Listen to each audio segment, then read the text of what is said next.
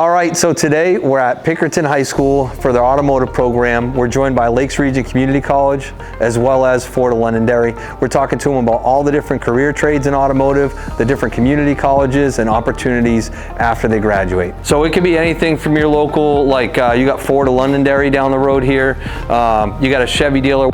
I'm Forrest Powers. I'm from Lakes Region Community College. I'm here today with the NHADA. We offer General Motors ASEP and Toyota T10 at Lakes Region Community College. I piloted and showcased the augmented reality training that General Motors has to offer to technicians and to our students.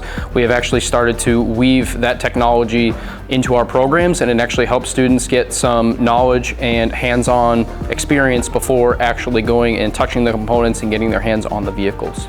My favorite part of the day so far was the second class that was really amped up to see us, and they asked really great questions. This is only a B-level tech on here, and that's an average salary, okay? So this is somebody that graduates from like your program here and maybe has a year or two of experience, okay? They actually liked the truck that we brought as well. They were all over that thing, and they seemed like engaged students that might actually jump into this automotive field. If you go through a military program, like I know somebody that got out of the military and then used their GI Bill to pay for the college.